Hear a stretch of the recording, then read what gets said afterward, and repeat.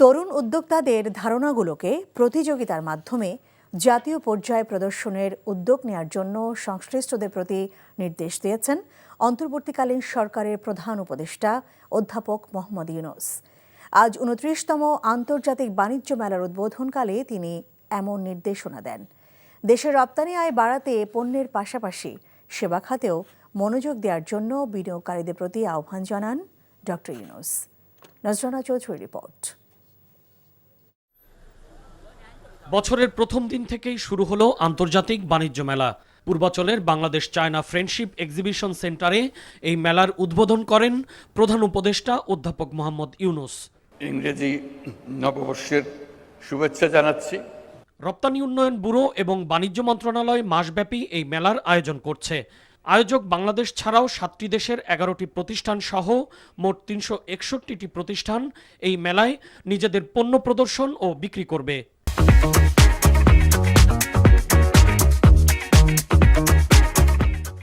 এ সময় প্রধান উপদেষ্টা তরুণ উদ্যোক্তাদের ধারণাগুলো বাণিজ্য মেলায় প্রদর্শনের উদ্যোগ নেওয়ার জন্য আহ্বান জানান। এই যে কাজটা করছে সে ছোট্ট একটা জায়গায়, আপনি তার ছোট ছোট জায়গা বন্টন করে দেন, সে শুধু দেখাবে, বোঝাবে কি কত বিনিয়োগকারী আসবে তার কাছে।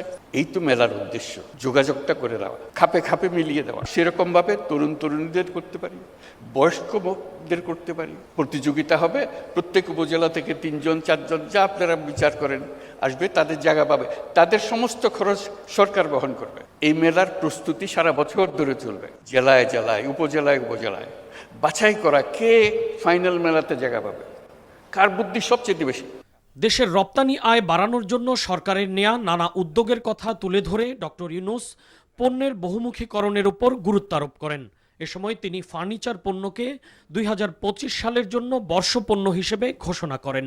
সরকারি পৃষ্ঠপোষকতায় স্থানীয় পণ্যের মান উন্নয়নে সেবা প্রদানকারী সংস্থাগুলোকে আরও শক্তিশালী করা হচ্ছে। সকলের সম্মিলিত প্রয়াসে নতুন নতুন পণ্য উদ্ভাবনের মাধ্যমে আমাদের রপ্তানিকে আরও সমৃদ্ধ করতে হবে। পণ্যের পাশাপাশি সেবা খাতে বিনিয়োগ ও রপ্তানি বৃদ্ধির লক্ষ্যে এগিয়ে আসার জন্য আমি আমাদের ব্যবসায়ী মহলকে অনুরোধ জানাচ্ছি। মেলা উদ্বোধনের পর প্রধান উপদেষ্টা মেলার বিভিন্ন প্যাভিলিয়ন ও স্টল পরিদর্শন করেন।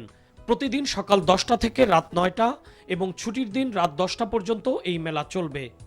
নজরানা চৌধুরী, এনটিভি নিউজ, ঢাকা।